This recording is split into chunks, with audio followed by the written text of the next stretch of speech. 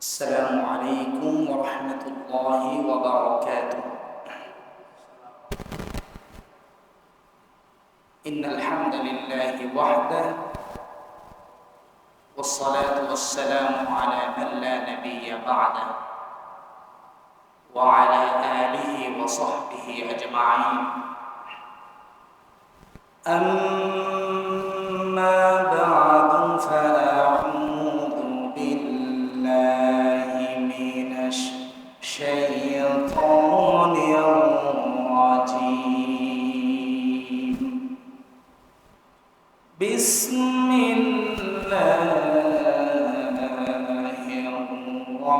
الرحمن الرحيم. إن الله وملائكته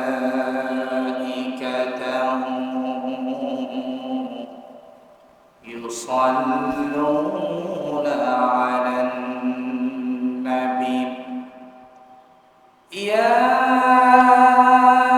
أيها الذين آمنوا صلوا عليه وسلموا تسليما. اللهم صل على مولانا محمد وعلى آل سيدنا شيب أبو طالب শেখ কারাগার কাটলো সেথায় তোমার বহুদিন হলো পার।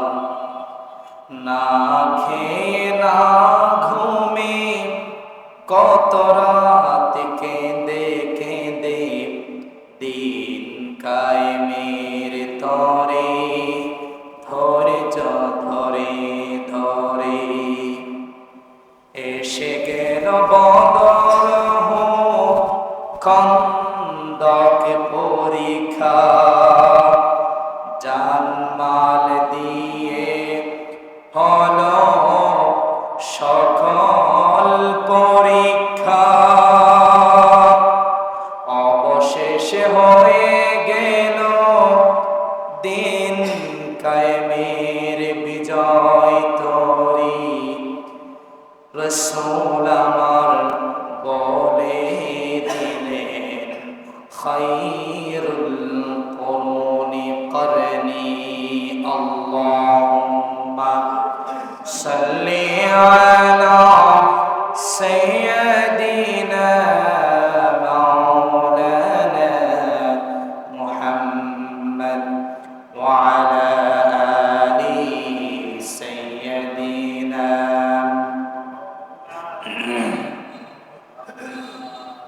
بلغ العلا بكماله كشف الدجى بجماله حسنت جميع خصاله صلوا عليه وآله. سراج الملة تمهب فخر دعالم دلبار مولاه شريف الأنبياء نسخا كل أديان دغره. بلغ العلا بكماله كشف الدجى بجماله حسنت جميع خصاله صلوا عليه وآله. আলহামদুলিল্লাহ, ঐতিহ্যবাহী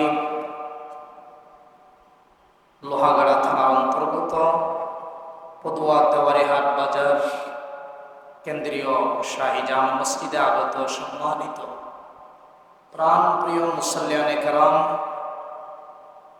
মহান আল্লাহ রাব্বুল আলামিনের শাহী দরবারে লাখ কোটি শুকরিয়া আদায় করছি যে আল্লাহ তাআলা আমাদেরকে অত্যন্ত দয়া করে সাইয়্যিদুল আইয়াম, সপ্তাহের শ্রেষ্ঠ দিন ইয়াউমুল জুমআহ তথা জুমার দিনে সবার আগে মসজিদে এসে আলোচনায় শামিল হওয়ার তৌফিক দান করেছেন।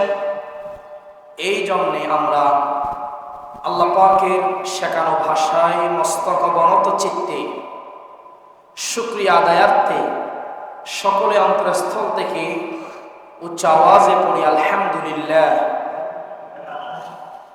দরুদ এবং সালাম পেশ করছে আমাদের সকলের প্রাণ প্রিয় নবী, সর্বকালের সর্বযুগের সর্বশ্রেষ্ঠ মহামানব সৈয়দুল মুরসালিন, ইমামুল মুরসালিন, জিগর গুশয়া আমিনা, আফতাবে নবুয়ত, শাহিন শাহে রিসালাত জনাব মুহাম্মদুর রাসূলুল্লাহ সাল্লাল্লাহু আলাইহি ওয়াসাল্লামের উপর। প্রিয় উপস্থিতি, গত জুমায় বলছিলাম যে নবী করিম সাল্লাল্লাহু আলাইহি ওয়াসাল্লামের উপর আল্লাহ রাব্বুল ইজ্জত ওয়াল জালাল 7 পদ্ধতিতে ওয়াহী নাজিল করতেন। গত জুমায় যেখানে আমরা কথা শেষ করছিলাম সেখান থেকেই বাকি কথাটুকু আজকের জুমায় আমরা আলোচনা করব ইনশাআল্লাহ। রবিউল আউয়াল মাসের সর্বশেষ জুমা আজকের জুমাটা। রাসূলের সিরাত, রাসূলের দাওয়াতি জীবন, রাসূলের একেবারে জন্মের শুরু লগ্ন থেকে নিয়ে দাওয়াতি জীবন পর্যন্ত আজকের জুমায় আমরা শেষ করব যতটুকু সম্ভব হয়। আল্লাহ তাআলা যদি আমাদেরকে সেই তৌফিক দান করেন, আমরা পড়ে আমিন। গত জুমায় আমি বলছিলাম রাসূল করিম সাল্লাল্লাহু আলাইহি ওয়াসাল্লামের উপর আল্লাহর পক্ষ থেকে 7 সিস্টেমে ওয়াহী নাজিল হতো। আল্লাহ রাব্বুল ইজ্জত ওয়াল জালালের পক্ষ থেকে রাসূলের উপর কোরআনুল কারীমের সূরাতুল মুদ্দাথিরের কয়েকটি আয়াত অবতীর্ণ করে রাসূলকে জানিয়ে দিলেন, ইয়া আইয়ুহাল মুদ্দাথির কুম ফাআনদির ওয়া রাব্বাকা ফাকাব্বির ওয়া থিয়াবাকা ফাতাহহির। হে চাদর আবৃত ব্যক্তি, আল্লাহ পাক বলছেন, হে আমার রাসূল, আপনাকে নবী বানানো হয়েছে, আপনার উপর আমি ওয়াহী নাজিল করলাম, নবুয়ত দান করলাম। আপনি চাদর মুড়ি দিয়ে ঘরে বসে থাকিয়েন না, আপনি চাদর ফেলে আপনি উঠুন শোয়া থেকে আপনার নিকটস্থ স্বজাতির লোকদেরকে ইসলামের দাওয়াত পৌঁছিয়ে দিন। আল্লাহর পক্ষ থেকে এই নির্দেশ আসার পর আল্লাহ রাসূল আবার শোয়া থেকে উঠলেন, শারীরিক এবং মানসিক সর্বাবস্থায় প্রস্তুতি গ্রহণ করলেন, স্বজাতির লোকদেরকে দাওয়াত পৌঁছিয়ে দিবেন। রাসূল করিম সাল্লাল্লাহু আলাইহি ওয়াসাল্লাম সর্বপ্রথম নিজের ঘরেই ইসলামের দাওয়াত দিলেন। নবীজি চিন্তা করলেন বাহিরে দাওয়াত দেওয়ার পূর্বে নিজের ঘর থেকেই ইসলামের দাওয়াত শুরু করতে হবে। আমাদের নবীজি সর্বপ্রথম দাওয়াত দিয়েছিলেন তার প্রিয়তমা স্ত্রী আম্মাজান খাদিজা আত-তাহেরা রাদিয়াল্লাহু তাআলা আনহা। আম্মাজান খাদিজাকে ইসলামের দাওয়াত দেওয়ার পর তিনি কি কোন রকম দ্বিমত করলেন? দ্বিধাবোধ করেন নাই, কোন রকম বাড়াবাড়ি করেন নাই, কোন রকম তিনি অসন্তুষ্ট প্রকাশ করেন নাই। খাদিজার কাছে রাসূল দাওয়াত দিয়েছেন, খাদিজাতুল কুবরা এক বাক্যে, এক কথায়, এক প্রস্তাবে আল্লাহ রাসূলের ইসলামের দাওয়াত কবুল করে ইসলামের গণ্ডির ভিতরে প্রবেশ করলেন। সুবহানাল্লাহ। তাহলে সর্বপ্রথম আমাদের নবীজি নবুয়ত পাওয়ার পর, নবী হওয়ার পর দাওয়াত দিলেন ঘরে। সেজন্য আমরা যারা আছি অপরকে নামাজ পড়ানোর কথা, অপরকে ইসলামের কথা বলার পূর্বে আগে আপনার ঘর ঠিক করেন। আগে আমরা ঘর ঠিক করব। ঘরের মা বোন, ভাই বোন, এরা নামাজ পড়ে কিনা, এরা পর্দা করে কিনা, এরা ইসলাম মেনটেন করে চলে কিনা, এরা কোরআন পড়ে কিনা, এটা আমাদেরকে আগে দেখতে হবে। আগে ঘরে ইসলামের কথা বলা লাগবে, এরপরেই বাহিরে দাওয়াত। আল্লাহ রাসূল সর্বপ্রথম ঘরেই দাওয়াত দিলেন। আম্মা জান খাদিজা দাওয়াত কবুল করলেন। সুবহানাল্লাহ। নবী করিম সাল্লাল্লাহু আলাইহি ওয়াসাল্লাম সবার আগে তার প্রিয়তমা স্ত্রী আম্মা জান খাদিজা রাদিয়াল্লাহু তাআলা আনহাকে ইসলামের দাওয়াত দিলেন। আম্মা জান খাদিজাতুল কুবরা রাদিয়াল্লাহু তাআলা আনহা তার প্রিয়তম স্বামী আল্লাহর রাসূলের জবান থেকে ইসলামের কথা শুনে, ইসলামের দাওয়াত শুনে কোন প্রকার বাড়াবাড়ি করলেন না, কোন প্রকার দ্বিমত পোষণ করলেন না, কোন প্রকার মতানৈক্য করলেন না। এমনকি দাওয়াত দেওয়ার পরে আম্মা জান খাদিজাতুল কুবরা রাদিয়াল্লাহু তাআলা আনহা বলছেন, ওগো আমার প্রিয়তম স্বামী, ইতিমধ্যে আপনার সঙ্গে 15টি বছর আমি সংসার করে ফেলেছি। 15টি বছর আমি আপনাকে খুব কাছ থেকে দেখেছি। আম্মা জান খাদিজা বলছেন, ইয়া রাসূলুল্লাহ, আমি আপনাকে 15টি বছর খুব কাছ থেকে দেখার কারণে আপনার চরিত্র কেমন, আপনার চাল চলন কেমন, আপনার কথাবার্তা, হাঁটা বসা, আপনার লেনদেন, আপনার পারস্পরিক সম্পৃক্ততা, আত্মীয় স্বজনের সম্পৃক্ততা, এটা কেমন, এটা আমি পর্যবেক্ষণ করলাম। এটা আমি দেখে আমার মনে হলো এটা কোনো সাধারণ মানুষের চরিত্র হতে পারে না, এটা কোনো সাধারণ মানুষের চাল চলন হতে পারে না। নিশ্চয় আপনি একজন আল্লাহর পক্ষ থেকে পয়গম্বর, আপনি সত্যি সত্যি আল্লাহর নবী। আপনি আমাকে ইসলামের দাওয়াত দিয়েছেন। ওগো রাসূল, ওগো প্রিয়তম স্বামী আমার, আমি কোন প্রকার বাড়াবাড়ি না করে আপনার জবান থেকে ইসলামের দাওয়াত শুনে আমি কালিমার ঘোষণা দিলাম। তিনি সঙ্গে সঙ্গে নবীজির সঙ্গে পড়তে লাগলেন, লা ইলাহা ইল্লাল্লাহু মুহাম্মাদুর রাসূলুল্লাহ সাল্লাল্লাহু। প্রিয় উপস্থিতি, তাহলে আমাদের নবীজি সর্বপ্রথম নবী হওয়ার পরে দাওয়াত দিয়েছেন ঘরে। প্রিয়তমা স্ত্রী আম্মা জান খাদিজাকে সর্বপ্রথম তাকেই দাওয়াত দিয়েছেন, তিনি ইসলাম কবুল করেছেন। সুবহানাল্লাহ। এরপরে নবীজি ইসলামের দাওয়াত নিয়ে গেলেন তার একেবারেই কাছের বন্ধু সাইয়্যিদুনা আবু বকর সিদ্দিক রাদিয়াল্লাহু তাআলা আনহুর কাছে। সুবহানাল্লাহ। প্রিয় উপস্থিতি, আবু বকর রাদিয়াল্লাহু তাআলা আনহু তখন মক্কার সবচেয়ে একজন বড় ব্যবসায়ী ছিলেন। তিনি সবচেয়ে বড় একজন সম্পদশালী ছিলেন, মক্কার বড় একজন ব্যবসায়ী ছিলেন।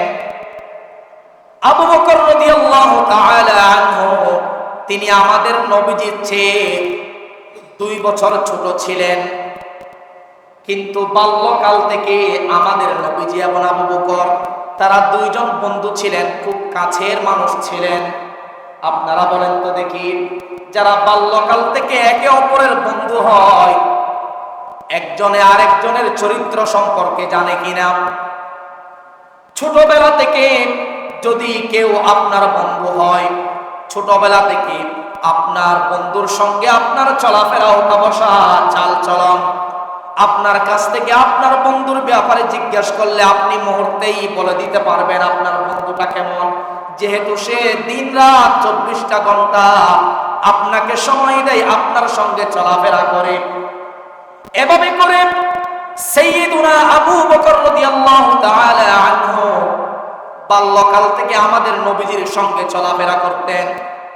হাঁটা বসা, কথাবার্তা, চালচলন, বন্ধু ছিলেন, খুব কাছের মানুষ ছিলেন। এক পর্যায়ে আমাদের নবীজি আবু বকরের কাছে দ্বীনের দাওয়াত নিয়ে আসলেন এবং আল্লাহ রাসূল বলছেন, ওগো আমার বন্ধু আবু বকর, আল্লাহ রাব্বুল আলামিন আমাকে নবুয়ত দান করেছেন, আমি নবী হলাম। আল্লাহ তাআলা আমাকে অর্ডার করলেন ইসলামের দাওয়াত দেওয়ার জন্য। এবার সাইয়্যিদুনা আবু বকর সিদ্দিক রাদিয়াল্লাহু তাআলা আনহু ডাক দিয়ে বলছেন, ওগো আমার বন্ধু, ওগো মুহাম্মদ সাল্লাল্লাহু। আবু বকর বললেন, ওগো মুহাম্মদ, ওগো আমার বন্ধু, আপনাকে আমি ছোটবেলা থেকে দেখেছি, বাল্যকাল থেকে দেখেছি। আপনার কথাবার্তা, আপনার উঠা বসা, চাল চলন, আপনার চরিত্র এত এত পরিমাণে চমৎকার, সুন্দর। আমি প্রথম থেকেই মনে করছিলাম আপনি কোন দুনিয়ার সাধারণ মানুষ নয়, আপনি একজন অসাধারণ মানুষ। আপনি দুনিয়ার কোন সামান্যতম মানব নন, আপনি দুনিয়ার মহামানব। এটা আপনার চরিত্র দেখেই বোঝা যায়।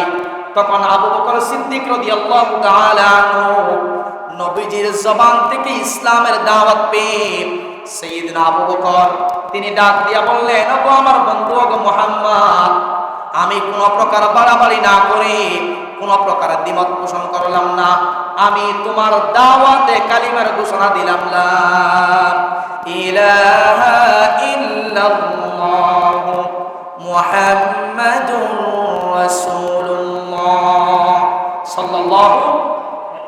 প্রিয় উপস্থিতি, তাহলে বলেন তো আমাদের নবীজি নবী হয়ে সর্বপ্রথম দাওয়াত দিয়েছেন কাকে? আম্মাজান খাদিজাকে। তিনি দাওয়াত কবুল করলেন। দ্বিতীয় পর্যায়ে দাওয়াত দিলেন কাকে? আবু বকরকে। তিনিও কোনো প্রকার দ্বিমত না করে ইসলাম কবুল করলেন। সুবহানাল্লাহ। এরপরে 3 নম্বরে আমাদের নবীজি দাওয়াত নিয়ে গেলেন তার চাচাতো ভাই শেরে খুদা আলী রাদিয়াল্লাহু তাআলার কাছে। আলী রাদিয়াল্লাহু তাআলার কাছে যখন দাওয়াত নিয়ে গেলেন, তিনিও কোনো প্রকার কথা না বলেই দাওয়াত কবুল করলেন। সুবহানাল্লাহ। কোন বর্ণনায় পাওয়া যায় তখন আবু বকর সিদ্দিক, তখন আলী রাদিয়াল্লাহু তাআলার বয়স ছিল 8 বছর, কোন বর্ণনায় পাওয়া যায় 10 বছর। তাহলে আবু বকরের পরে সাইয়্যিদুনা আলী রাদিয়াল্লাহু তাআলা ইসলাম কবুল করলেন একেবারেই ছোট বয়সে। 8 বছর কিংবা 10 বছর বয়স থেকেই তিনি ইসলামের গণ্ডির ভিতরে প্রবেশ করলেন। 4র্থ নম্বরে আল্লাহ রাসূল ইসলামের দাওয়াত দিলেন। নবীজির একজন পালক পুত্র ছিলেন, তার নাম হচ্ছে যায়েদ ইবনুল হারেসা। তিনি ছিলেন নবীজির পালক পুত্র। নিজের সন্তানের মতো তাকে মহব্বত করতেন, ভালোবাসতেন, পছন্দ করতেন। এই যায়েদ ইবনুল হারেসাকে আল্লাহ রাসূল ইসলামের কথা বললেন। যায়েদ ইবনুল হারেসা নবীজির জবান থেকে ইসলামের কথা শুনেন, তিনিও ইসলাম ধর্ম গ্রহণ করলেন। সুবহানাল্লাহ পড়েন। এই যায়েদ ইবনুল হারেসা নবীজির পালক পুত্র। সে কোথায় থেকে এসেছে? জাহেলি যুগে তৎকালীন আরবে মানুষ বেচা কেনা হতো। মানুষ কি হতো? বেচা কেনা হতো। হাট বাজারে মানুষ উঠত, বেচা কেনা হতো। দাসী, গোলাম হিসাবে বিক্রি হতো। এই যায়েদ ইবনুল হারেসাকে দাস হিসাবে ক্রয় করেছিলেন আম্মাজান খাদিজা রাদিয়াল্লাহু তাআলা আনহা। পরবর্তীতে আম্মাজান খাদিজা নবীজির কাছে এই যায়েদ ইবনুল হারেসাকে সুপুর্দ করলেন। এই যায়েদ ইবনুল হারেসাকে আমাদের নবীজি তখন থেকেই বেশি মহব্বত করতেন, ভালোবাসতেন, আদর করতেন, সন্তানের মতো। এক পর্যায়ে নবীজির বাড়িতে যায়েদ ইবনুল হারেসার পরিবার এসেছে। আসার পরে বলছেন, ওগো মুহাম্মদ, আমার সন্তান যায়েদ ইবনুল হারেসাকে ছেড়ে দেন, আমরা তাকে আমাদের বাড়িতে নিয়ে যাব। এটা বহু বছর পরে এসেছে নবীজির কাছে। যায়েদ ইবনুল হারেসাকে তার পরিবার নিয়ে যাওয়ার জন্য। আসার পরে বলছেন, ওগো মুহাম্মদ, আমরা আমাদের সন্তানকে নিয়ে যেতে চাই। নবীজি বলছেন, তোমাদের সন্তান যায়েদ যদি আমার কাছ থেকে যেতে চায় তাহলে আমি তাকে কোনো প্রকার বাধা দেব না। আর যদি যায়েদ ইবনুল হারেসা আমার কাছ থেকে যেতে না চায় তাহলে আমি এমন নবী নই, কেউ যদি আমার কাছ থেকে যেতে না চায় আমি তাকে জোর করে বের করে দেব। সে যদি যেতে চায় ভালো, যে যাবে, আর যদি যেতে না চায় তাহলে আমি তো তাকে বের করে দিতে পারি না। এবার যায়েদ ইবনুল হারেসাকে ডাকা হলো। পরিবার বললেন, ওগো যায়েদ, ওগো বাবা, ভুল বোঝাবুঝি থাকলে আজকে থেকে মাফ, আমিও মাফ, তুমিও মাফ করে দাও। পরিবারের যেই সকল ওয়ারিশ সূত্রের সম্পদ আছে সেগুলো বন্টন করা হবে, তোমার সম্পদের অংশ তোমাকে বুঝিয়ে দেওয়া হবে, তোমার অধিকার তোমাকে বুঝিয়ে দেওয়া হবে। চলো আমরা বাড়িতে ফিরে যাই, আমাদের সাথে চলো। তখন যায়েদ ইবনুল হারেসা বললেন, চমৎকার জবাব দিয়ে বললেন তার পরিবারকে, আমি যায়েদ ইবনুল হারেসাকে শুধু দুনিয়াবি সামান্য সম্পদ নয়, টাকা পয়সা নয়, আমি যায়েদকে যদি গোটা পৃথিবীও দেওয়া হয় এরপরেও আমি আমার পেয়ারা রাসূলের কদম থেকে যাওয়ার জন্য এক মুহূর্তের জন্য আমি রাজি নই। সুবহানাল্লাহ পড়েন। নবীজি তাকে এত ভালোবাসতেন, যায়েদ ইবনুল হারেসা তিনিও নবীজির আচরণ দেখে, নবীজির চলাচরিত্র দেখে, নবীজির মুখের ভাষা দেখে, আমানতদারিতা, বিশ্বস্ততা, চারিত্রিক গুণাবলী দেখেই যায়েদ ইবনুল হারেসা নবীজির প্রেমে পড়ে গেলেন। নবীজির দরবার থেকে তিনি যেতে চান না, তাকে ঠেলে দেওয়া হলেও এরপরেও যায়েদ ইবনুল হারেসা নবীজির কাছ থেকে যেতে চায় না। অবশেষে তার পরিবার চলে গেল। প্রিয় উপস্থিতি, এই যায়েদ ইবনুল হারেসাকে আল্লাহ রাসূল দাওয়াত দিলেন, তিনি দাওয়াত কবুল করলেন। এরপরে একে একে নবীজি তার আশপাশ সবাইকে ইসলামের দাওয়াত পৌঁছে দিলেন। যারা দাওয়াত কবুল করে মুসলিম হয়েছে তারাও অন্যদেরকে ইসলামের দাওয়াত দিচ্ছেন।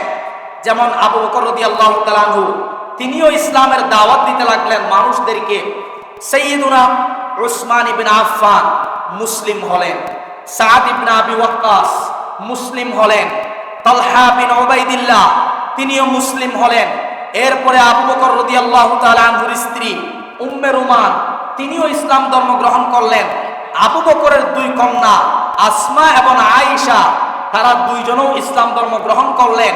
অতঃপর বেলাল, খাব্বাব, আম্মার, ইয়াসির, সুমাইয়া এরকম অনেকেই ইসলাম গ্রহণ করতে লাগলেন। অসংখ্য সিরাত গ্রন্থে এসেছে এইভাবে করে প্রাথমিক অবস্থায় আমাদের নবীজি নবী হওয়ার পরে প্রাথমিক অবস্থায় প্রায় 130 জন ইসলাম ধর্ম গ্রহণ করলেন। সুবহানাল্লাহ পড়েন। প্রথম পর্যায়ে নবী হওয়ার প্রথম পর্যায়ে 130 জন কি করলেন?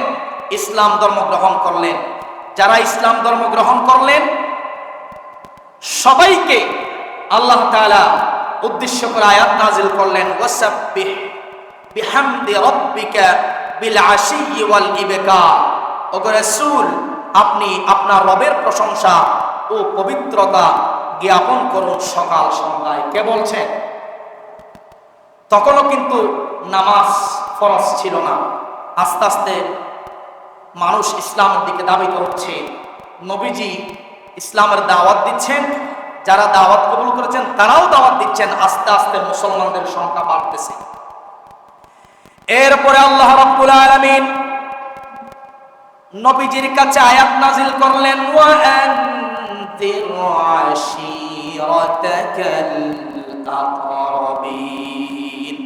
আল্লাহ তাআলা বললেন, ওগো আমার নবী, আপনি এবার আপনার নিকটতম আত্মীয়দেরকে সতর্ক করে তাদেরকে দাওয়াত দেন।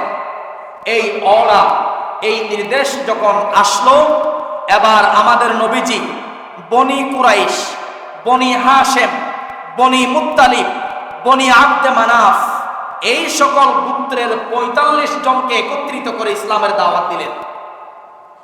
নবীজি এই সকল গোত্রের 45 জনকে একত্রিত করলেন। একত্রিত করে তাদেরকে বুঝাতে লাগলেন যে আল্লাহ এক, সৃষ্টিকর্তা এক। যদি সৃষ্টিকর্তা এক না হতো তাহলে এই বিশ্ব ব্রহ্মাণ্ড নিয়ন্ত্রণে বিশৃঙ্খলা দেখা দিত। অতএব ইবাদতের মালিক হচ্ছেন একমাত্র একজন, তিনি কে? আল্লাহ। তারা এরপরেও বুঝে না, নবীজি বুঝাতে লাগলেন সৃষ্টিকর্তা যদি অধিক হয় তাহলে ফিতনা ফাসাদ সৃষ্টি হবে, মারামারি হানাহানি হবে। সৃষ্টিকর্তা যদি একাধিক হয়, একজনে বলবে আমি বৃষ্টি দেব, আরেকজনে বলবে আমি রোদ দেব, আজকে বৃষ্টি দেব না, আরেকজনে বলবে আমি আজকে তুফান দেব, বলবে কি বলবে না? এই জন্য নবীজি বুঝাতে লাগলেন যে সৃষ্টিকর্তা এক, এক না হলে পৃথিবীতে বিশৃঙ্খলা দেখা দিত।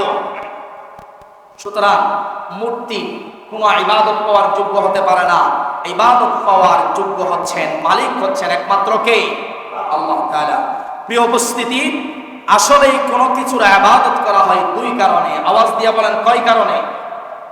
দুই কারণে ইবাদত হয়।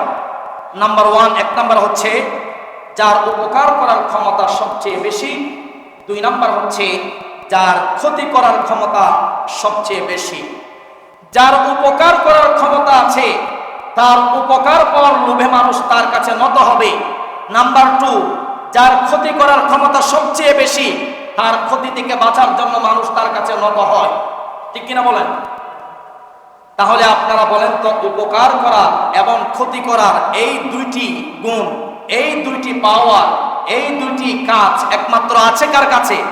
আল্লাহর কাছে। আল্লাহ তাআলা যদি কাউকে উপকার করতে চান, সেই উপকার পৃথিবীর কেউ ঠেকাইতে পারবে না। ঠিক কিনা বলেন? যেমন আমি যদি বলতে চাই, ইব্রাহিম আলাইহিস সালামের যুগে নমরুদ ইব্রাহিম আলাইহিস সালামকে আগুনে নিক্ষেপ করে নিঃশেষ করে দিতে চেয়েছিলেন, পুড়িয়ে মারতে চেয়েছিলেন, কিন্তু আল্লাহ পাকের ইচ্ছা হচ্ছে আমি আমার ইব্রাহিমকে বাঁচিয়ে রাখবো। তাকে যদি আগুনেও নিক্ষেপ করা হয়, এরপরেও আগুনের মধ্যেও আমি আমার ইব্রাহিমকে হেফাজত রাখবো। এই জন্য আমরা দেখলাম, ইতিহাস পড়লাম, কোরআন থেকে আমরা জানলাম নমরুদ ইব্রাহিম আলাইহিস সালামকে আগুনের কুণ্ডলিতে নিক্ষেপ করেছে, এরপরেও ইব্রাহিম আলাইহিস সালামের একটা পশম পর্যন্ত আগুনে পোড়াইতে পারে নাই। সুবহানাল্লাহ পড়েন। এটা হচ্ছে আল্লাহ পাকের পাওয়ার, আল্লাহ পাকের শক্তি, কুদরত। আর আল্লাহ তাআলা যদি কাউকে ক্ষতি করতে চান, সেই ক্ষতি থেকে পৃথিবীর কেউ তাকে বাঁচাইতে পারবে না। যেমন আমি যদি বলতে চাই, কারণ তিনি ছিলেন পৃথিবীর সবচেয়ে ধনী একজন ব্যক্তি, সম্পদশালী একজন ব্যক্তি ছিলেন, কিন্তু তিনি অকৃতজ্ঞ ছিলেন। তিনি নাশুকরিয়া আদায় করতেন, সবসময় অকৃতজ্ঞশীল ছিলেন। আল্লাহ তাআলা তার অহংকার, তার অহমিকা, তার হিংসা, এগুলোর কারণে আল্লাহ রাব্বুল আলামিন তাকে এমনভাবে ধ্বংস করলেন যে তাকে সহ তার সকল সম্পদ সহ মাটির মধ্যে ধসে দিলেন। যখন তার বিপুল পরিমাণ সম্পদ সহ তিনি মাটির ভিতরে ধসে যাচ্ছেন, তাকে পৃথিবীর কেউ বাঁচাইতে পারে নাই। প্রিয় উপস্থিতি, কাউকে যদি আল্লাহ তাআলা জান্নাতে দিতে চান, কেউ বাধা দিতে পারবে না। আল্লাহ তাআলা যদি কাউকে জাহান্নামে দিতে চান, সেখান থেকে কেউ বাঁচাইতে পারবে না। সুতরাং লাভ করার ক্ষমতা আল্লাহর হাতে, ক্ষতি করার ক্ষমতা কার হাতে? আল্লাহর হাতে। অতএব আল্লাহ রাসূল বলছেন, ওগো আমার গোত্রের প্রধানরা, ওগো আমার আশেপাশের লোকেরা, তোমাদেরকে আমি ইসলামের দাওয়াত দিচ্ছি, এমন এক আল্লাহর ইবাদত করো যেই আল্লাহ উপকার করার ক্ষমতা রাখেন, আবার ক্ষতি করারও ক্ষমতা রাখেন। তোমরা সেই একচ্ছত্র, একমাত্র, কেবলমাত্র এক আল্লাহর গোলামি করো। এর মধ্যেই তোমাদের জন্য দুনিয়ার সফলতা আছে, আখিরাতের নাজাতের ব্যবস্থা আছে। সুবহানাল্লাহ পড়েন। প্রিয় উপস্থিতি, আমাদের নবীজি কাফের মুশরিকদেরকে এত কিছু বলার পরেও নবীজির আপন চাচা আবু তালেব, আবু লাহাব, নামটা কি বলেন তো? আবু লাহাব। আবু লাহাবের নামে সূরা আছে না নাই? সূরা লাহাবটা কিভাবে অবতীর্ণ হলো সেগুলো আজকে আপনারা শুনতে পারবেন। নবীজির আপন চাচা আবু লাহাব তিনি বলতে লাগলেন, আমার বাতিজা মুহাম্মদের মাথা খারাপ হয়ে গিয়েছে। আবু লাহাব বলতে লাগলেন, ওগো বাতিজা মুহাম্মদ, তুমি কি পাগল হয়ে গিয়েছ? কিসের ইসলামের কথা বলো? তোমাদের বাপ দাদার ধর্ম ছেড়ে কিসের আবার নতুন ইসলাম, কিসের আবার এক আল্লাহর কথা বলো? এগুলো আর বলিও না ওগো বাতিজা, আজকে থেকে চুপ থাকো। এতদিন যা বলছো হয়েছে, আজকে থেকে আর কোনো দাওয়াত দেওয়া যাবে না। থাকো, যদি মক্কার গোটা আরবের লোকেরা যদি তোমার বিরুদ্ধে খেপে যায়, তোমাকে যদি মারে, তোমাকে যদি লাঞ্ছনা করে, তাহলে আমরা চাচা হিসাবে তোমাকে সেখান থেকে বাঁচাইতে পারবো না। এই জন্য আজকে থেকে ইসলামের দাওয়াত চলবে না, তুমি চুপ মেরে ঘরে বসে থাকো। নবীজির আপন চাচা আবু লাহাবের এই প্রস্তাব ছিল। প্রিয় উপস্থিতি, অপরদিকে নবীজির আরেকজন চাচা আবু তালেব, যিনি আমাদের নবীজিকে লালন পালন করেছিলেন। আমি বিগত জুমাগুলোতে বলেছি, হয়তো আপনারা জানেন, নবীজি মায়ের পেটে থাকা অবস্থায় বাবাকে হারালেন, 6 বছর বয়সে মাকে হারালেন, 7 কিংবা 8 বছর বয়সে দাদাকে হারালেন। দাদার কাছেও নবীজি প্রতিপালন হয়েছিল। দাদা মারা যাওয়ার পর 9 কিংবা 10 বছর বয়সে তার চাচা আবু তালেবের বাড়িতে বড় হয়েছিলেন। এই আবু তালেব নবীজিকে বললেন, ওগো আমার ভাতিজা মুহাম্মদ, তুমি যেই ইসলামের দাওয়াত দিচ্ছ, আমি তোমার এই দাওয়াতের উপর আমি রাজি আছি। এই দাওয়াত দিতে গিয়ে কোনো যদি বাধা হয়, তাহলে আমি তোমাকে সাহায্য করতে পারবো, কিন্তু আমি ইসলাম ধর্ম গ্রহণ করতে পারবো না। আবু তালেব বলেছিল, তোমার সকল কাজকর্ম আমার কাছে ভালো লাগছে, কিন্তু আমি আমার বাপ দাদার ধর্ম ছাড়তে পারবো না, কিন্তু তোমাকে আমি সাহায্য করবো, আমি তোমার পাশে আছি। কিন্তু সে ইসলাম গ্রহণ করতে চায় না। নবী করিম সাল্লাল্লাহু আলাইহি ওয়াসাল্লাম এভাবে করে ইসলামের দাওয়াত দিয়ে যাচ্ছেন। এবার অপর দিকে নবীজির বিরোধিতাও শুরু হয়ে গেল। রব্বুল আলামিন কুরআনুল কারীমে আয়াত নাযিল করে নবীজিকে জানিয়ে দিলেন, ফাসদা বিমা তুমারু ওয়া আরিদ আনিল মুশরিকিন। আল্লাহ তাআলা বলছেন, ওগো আমার নবীজি, আপনাকে যেই ইসলামের দাওয়াত দেওয়ার জন্য বলা হয়েছে, আপনি ব্যাপকভাবে ইসলামের দাওয়াত দিন। কে কি বলে আপনি সেদিকে কান দিয়েন না, আপনি দাওয়াত শুরু করে দিন। আপনার কাজ হচ্ছে দাওয়াত দেওয়া। এবার আমাদের নবীজি আল্লাহর পক্ষ থেকে সরাসরি দাওয়াত দেওয়ার এই ঘোষণা আসার পর, এই নির্দেশ পাওয়ার পর, এবার আমাদের নবীজি দাওয়াত দেওয়ার জন্য সফা পাহাড়ে উঠলেন। কোথায় উঠলেন? সফা পাহাড়। বুখারী শরীফের বর্ণনায় হাদিস এসেছে, সফা পাহাড়ে উঠে নবীজি বললেন, ইয়া সবাহা। তৎকালীন আরবে কেউ যদি কোনো সংবাদ দিতে চাইতো, কিংবা আসন্ন বিপদ মুসিবত থেকে যদি কাউকে সতর্ক করার জন্য চাইতো, তখন তারা সফা পাহাড়ে উঠে ডাক দিতেন, সম্বোধন করতেন, সতর্ক করতেন।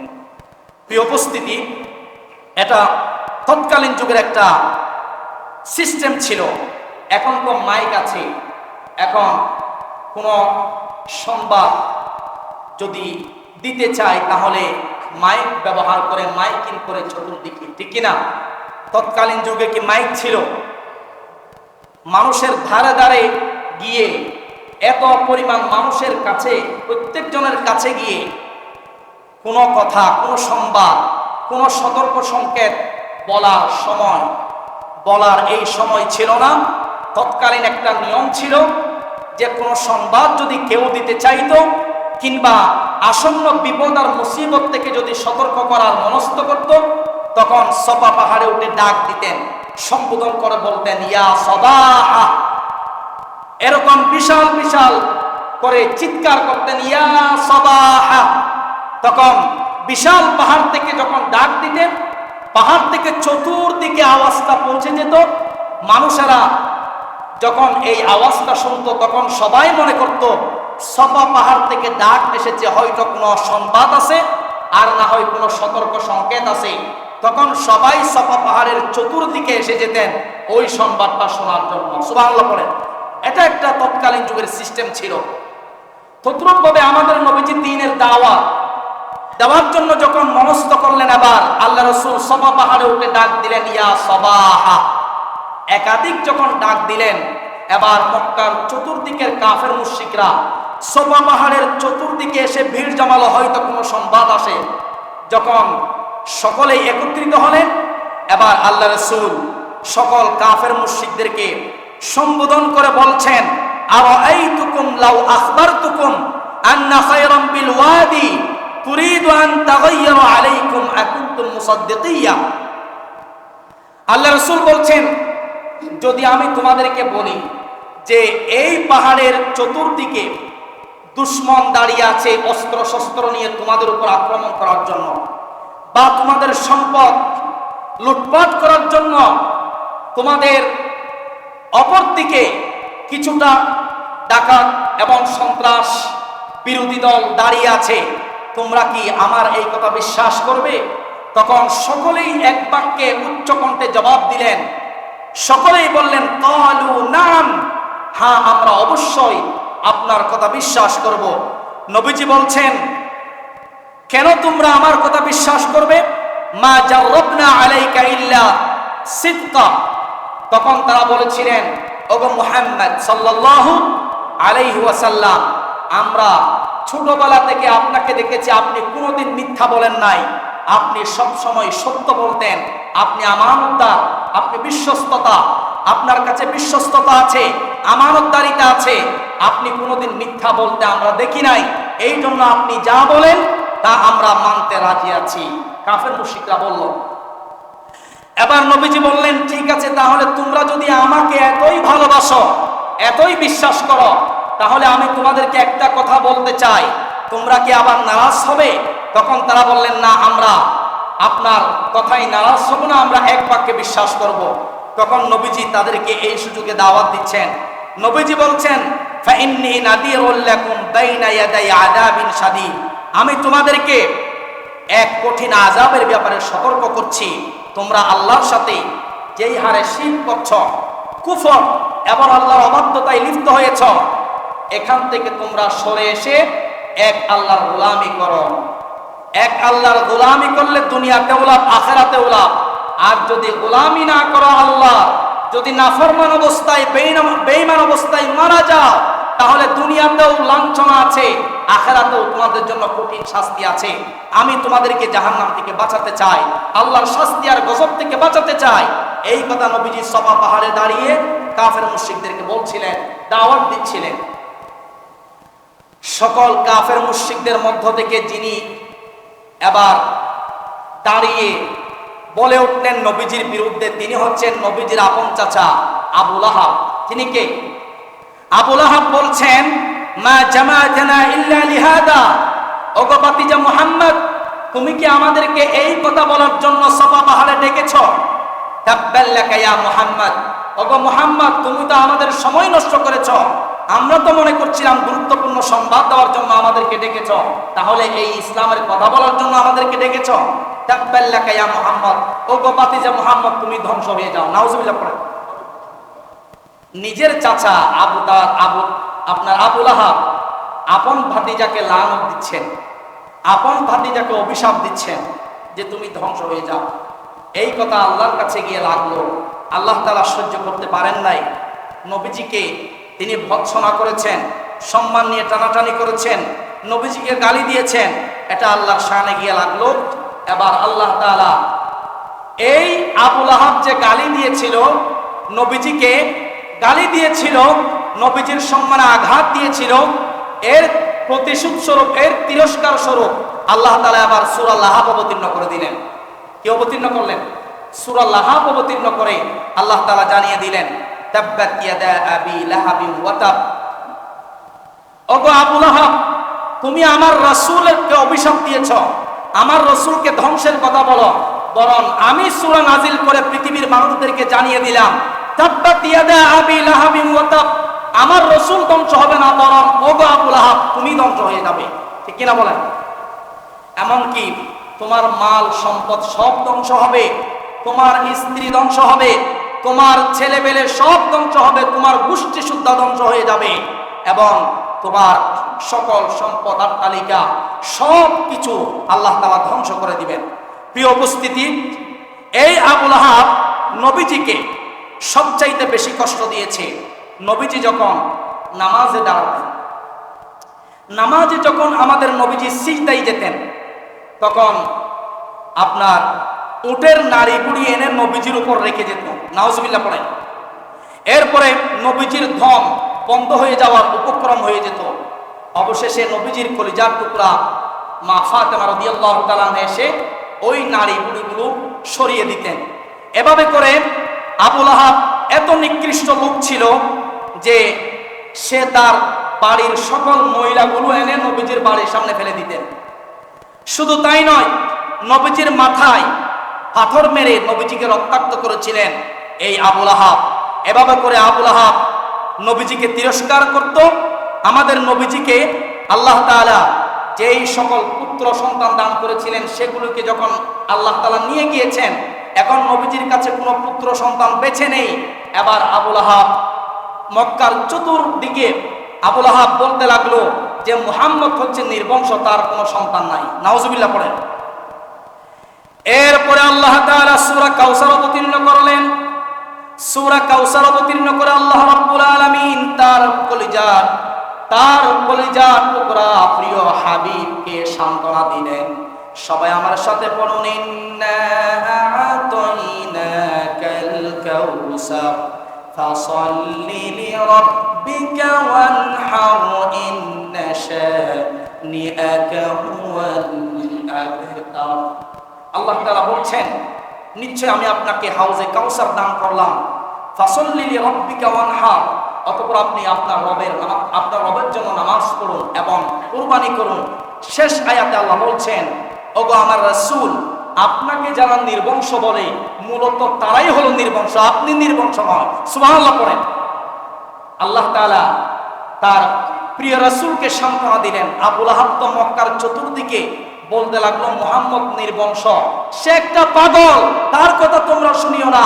আল্লাহ তাআলা আয়াত নাযিল করে সান্ত্বনা দিলেন, ওগো আমার রাসূল, আপনি পাগল নন, বরং আপনাকে যারা পাগল বলে তারাই পাগল, তারাই নির্বংশ। ঠিক কিনা বলেন? প্রিয় উপস্থিতি, আবু লাহাব এভাবে করে আমাদের নবীজিকে কষ্ট দিয়েছে। মক্কার চতুর্দিকে নবীজির বিরুদ্ধে বানিয়ে বানিয়ে মিথ্যা রচনা করত। শুধু তিনি নন, আবু লাহাবের স্ত্রীর নাম ছিল উম্মে জামিল। নাম কি ছিল? উম্মে জামিল। সেও নবীজিকে কষ্ট দিত। এই উম্মে জামিল নবীজির বাড়ির সামনে কাঁটা আনতো, কাঁটা। নবীজি যেই পথ দিয়ে হাঁটতেন সেই পথে কাঁটা বিছিয়ে দিত। যখন নবীজি রাতের বেলায় বাড়িতে আসতেন, আসার সময় যেন নবীজির পায়ে কাঁটা ফুটে নবীজি কষ্ট পায়। নাউজুবিল্লাহ পড়েন। এভাবে আবু লাহাবের স্ত্রী উম্মে জামিল নবীজিকে কষ্ট দিত। আবু বকর, আবু বকর এই দৃশ্যগুলো দেখতেন এবং চোখের পানি ছেড়ে দিতেন। আহারে, কত বড় একজন আদর্শবান রাসূলের মনে আঘাত দিচ্ছে, রাসূলকে কষ্ট দিচ্ছে। তারা যদি বুঝতো এই কাজ তারা করতো না। একদিন কি করলো? আবু লাহাবের স্ত্রী উম্মে জামিল একদিন হাতে একটা পাথর নিল নবীজিকে মারার জন্য। কেন? ওই যে আবু লাহাবের নামে একটা সূরা নাজিল হয়েছে, সূরা লাহাব। এই সূরা লাহাব তো আবু লাহাবের প্রশংসা করে নাজিল হয় নাই, বরং যে আবু লাহাবের বিরুদ্ধে এই সূরাটা নাজিল করেছেন আল্লাহ তাআলা নবীজিকে সান্ত্বনা দেওয়ার জন্য। এই সূরা যখন আবু লাহাবের স্ত্রী জানলো এই সূরাটা আসলো, তখন তারা মক্কার আরবের লোক ছিল বিদায়, আরবের মানুষ ছিল বিদায়, আরবের ভাষা আরবি, সেই বিদায় আরবের লোকেরা কোরআন বুঝতো, কোরআনের অর্থ বুঝতো। আবু লাহাবের স্ত্রী জানতে পারলো, হায় আফসোস, এই সূরা লাহাবের মধ্যে তো আমার স্বামীর বিরুদ্ধে কথা। এই কথা যখন জানতে পারলো, এবার প্রতিশোধ নেওয়ার জন্য যে আমি মুহাম্মদ কোথায় আছে আমি আজকে খুঁজবো, আমার স্বামীর বিরুদ্ধে সূরা অবতীর্ণ হলো, আমি মুহাম্মদকে খুঁজবো, আজকে তাকে পাথর মারবো। নাউজুবিল্লাহ পড়েন। সে পাথর একটা হাতে নিয়ে নবীজিকে খুঁজতে লাগলেন। নবীজি তখন আবু বকরের সঙ্গে গল্প করছিলেন বসে বসে কাবার চত্বরে। এক পর্যায়ে আবু বকরের দৃষ্টি পড়ল উম্মে জামিলের দিকে, তার হাতে আছে পাথর। নবীজিকে বলতে লাগলেন, হুজুর, আপনার আবু লাহাবের স্ত্রী উম্মে জামিল তো হাতে পাথর নিয়ে আসতেছে, হয়তো আপনাকে খুঁজতেছে মনে হয়, আপনাকে হয়তো পাথর মারবে, এখন কি করবেন? নবীজি বললেন, তাকে আসতে দাও, সে যদি আমার কাছে আসে, আসার পরেও সে আমাকে দেখতে পাবে না। সুবহানাল্লাহ পড়েন। অবশেষে সে আসলো, নবীজিও বসা, কাবার চত্বরে আবু বকরও বসা, একসঙ্গে পাশাপাশি বসা। তখন আবুল আহাবের স্ত্রী উম্মে জামিল এসে জিজ্ঞেস করলো, ওগো আবু বকর, তোমার যে ওই বন্ধু মুহাম্মদ যে ইসলামের কথা বলে সে কোথায়? অথচ আবু বকরের পাশেই নবীজি বসে আছে, তাকে দেখছে না। এগুলো করাচ্ছেন কে? তখন আবুল আহাবের স্ত্রী আবু বকরকে বলল, ওগো আবু বকর, আজকে আমি প্রতিশোধ নেওয়ার জন্য তাকে খুঁজতেছি। আবু বকর বললেন, কেন প্রতিশোধ নিবে? তখন উম্মে জামিল বলছেন যে আমার স্বামীর বিরুদ্ধে সূরা লাহাব অবতীর্ণ হলো। জিব্রাইল নবীজির কাছে যে ওয়াহী নিয়ে আসেন, এই কোরআনের আয়াতগুলো আল্লাহর কাছ থেকে নিয়ে আসেন, জিব্রাইলকে আবু লাহাবের স্ত্রী বলে শয়তান। নাউজুবিল্লাহ পড়ো। জিব্রাইলকে বলে কি? শয়তান। ওই যে শয়তান মুহাম্মদের কাছে আছে, আমি মুহাম্মদের প্রতিশোধ নেওয়ার জন্য, এই সূরার প্রতিশোধ নেওয়ার জন্য এসেছি। আবু লাহাবের স্ত্রী ছিল কবি। কি ছিলেন? কবি ছিলেন। এই জন্য তিনিও একটা আরবিতে কবিতা বানিয়ে নিয়ে আসলেন সূরা লাহাবের বিরুদ্ধে। সূরা লাহাবের বিরুদ্ধে একটা কবিতা বানিয়ে নিয়ে আসলেন। যেহেতু সূরা লাহাবে তার স্বামীর বিরুদ্ধে, এভাবে করে আবু লাহাবের স্ত্রী একটা কবিতা আরবিতে বানিয়ে নিয়ে আসলেন, যেই কবিতাতে আমাদের নবীজির বিরুদ্ধে ভরা। নাউজুবিল্লাহ পড়েন। সেই কবিতাটা কি? মুজাম্মামান আসাইনা ওয়া আমরাহু আবাইনা ওয়া দীনাহু কালাইনা। এটা হচ্ছে সূরা লাহাবের বিরুদ্ধে কবিতা। সে বলতে লাগলো, মুজাম্মামান আসাইনা ওয়া আমরাহু আবাইনা ওয়া দীনাহু কালাইনা। এর মানে হচ্ছে যে এটা সূরা লাহাবের প্রতিশোধ। আমাদের নবীজির নাম হচ্ছে মুহাম্মদ। আমাদের নবীজির নাম কি? মুহাম্মদ শব্দের অর্থ হচ্ছে প্রশংসিত। কিন্তু আবু লাহাবের স্ত্রী নবীজির নাম মুহাম্মদকে ব্যঙ্গ করে বললেন মুজাম্মাম। কি বললেন? মুহাম্মদের জায়গায় বললেন মুজাম্মাম।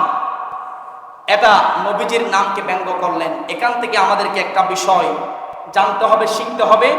কারণ নাম নিয়ে আমরা ব্যঙ্গ করব না, কারণ নাম নিয়ে আমরা ব্যঙ্গ করব না। বিশ্রী করে কারো নাম ব্যঙ্গ করে আমরা ডাকবো না।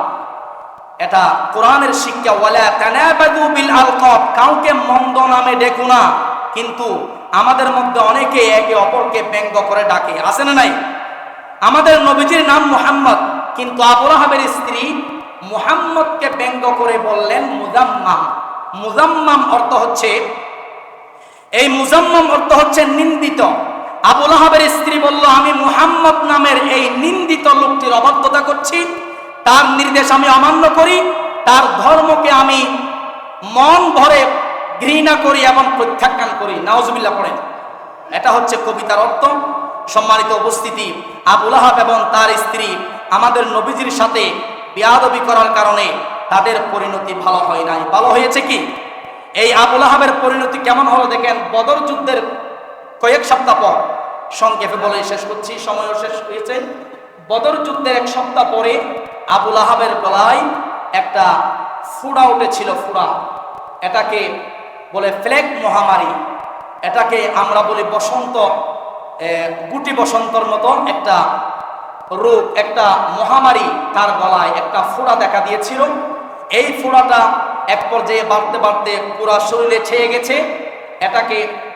এটাকে বলে, তখন বলতো এটাকে আপনার ফ্লেগ মহামারী। এই ফোড়া যখন তার গলায় উঠলো, এক ফোড়া থেকে আরেক ফোড়া, একটা থেকে আরেকটা, এভাবে করে তার সমস্ত শরীরে ছড়িয়ে গেল। এক পর্যায়ে তার রোগ ভালো হয় না। সে এই জ্বালা যন্ত্রণা সহ্য করতে না পেরে এক পর্যায়ে সে মারা গেল। মারা যাওয়ার পর তার পাশে কেউ যায় না, কারণ তার বউ পর্যন্ত যায় না, তার আপন কলিজার টুকরা ছেলে সন্তান যায় না। যদি যায় তাদের মধ্যেও এই রোগ আসতে পারে। এক পর্যায়ে তিনি মারা গেলেন এবং মারা যাওয়ার পর লাশটার কাছে পর্যন্ত কেউ যায় না। এক পর্যায়ে আবু লাহাবের সন্তানেরা বাহির থেকে লোক ভাড়া করে টাকা দিয়ে বাবার লাশটাকে আপনার লাঠি দিয়ে এভাবে ঠেলতে ঠেলতে আপনার বস্তার মধ্যে ভরল এবং টানতে টানতে তারা আপনার পাহাড়ের উপর নিয়ে গিয়ে সেখান থেকে আবার নিম্নের দিকে তারা ছড়িয়ে দিল এবং নিম্নে একটা গর্ত খনন করে আপনার লাঠি দিয়ে ঠেলে ঠেলে তার লাশটাকে এভাবে দাফন করা হয়েছে। নাউজুবিল্লাহ। সুতরাং নবীজির সাথে বেয়াদবি আল্লাহর আরশ আজিম পর্যন্ত কেঁপে যায়। এবং আবু লাহাবের স্ত্রী, তার পরিণতিও ভালো হয় নাই, তিনিও এভাবে করে ধ্বংস হয়েছিলেন। এভাবে করে আবু লাহাবের ছেলে সন্তানেরা ইরাক থেকে ব্যবসা বাণিজ্য করে আসার পথে বিশ্রাম নিচ্ছেন, সেখানে বাঘের আক্রমণে আবু লাহাবের সন্তানেরাও নিঃশেষ হয়ে গিয়েছেন। সুতরাং আমরা লক্ষ্য করছি, বাস্তব দুনিয়ায় যারা নবীজিকে নিয়ে ব্যঙ্গ করে, নবীজির বিরুদ্ধে যারা কথা বলে, নবীজির চরিত্র নিয়ে যারা কথা বলে, তাদের পরিণতি ভালো না। তারা দুনিয়াতেও শাস্তির সম্মুখীন হয়, আখিরাতেও তাদের জন্য শাস্তি আছে না নাই? অতএব নবীদেরকে ভালোবাসতে হবে, নবীজির ভালোবাসা অন্তর নিয়ে জীবন যাপন করতে হবে। আল্লাহ রাসূল বলছেন, মান আহাব্বা লিল্লাহ, আল্লাহর জন্য যেভাবে আমরা সবাইকে ভালোবাসবো, নবীজিকেও ভালোবাসবো। নবীজির ভালোবাসা হচ্ছে ঈমানের একটি অংশ। এই জন্য নবীজির বিরুদ্ধে যারা বলে, তাদের বিরুদ্ধে আমাদেরকে প্রতিহত করতে হবে, অবস্থান নিতে হবে। আল্লাহ রাব্বুল আলামিন এই রবিউল আউয়াল মাস থেকে আমাদেরকে নবীজির সিরাত গ্রহণ করে, শিক্ষা গ্রহণ করে, আমাদের জীবনে নবীজির এই সিরাতগুলো, আমাদের জীবনে নবীজির আদর্শগুলো ফিট করে নবীজির সুন্নাহ অনুযায়ী আমাদের প্রত্যেককে চলার, আমল করার তৌফিক দান করুন। আমরা সকলে পড়ি আমিন। ওয়া আখিরু দাওয়ানা আনিল হামদুলিল্লাহি রাব্বিল আলামিন। আসসালামু আলাইকুম ওয়া রাহমাতুল্লাহ।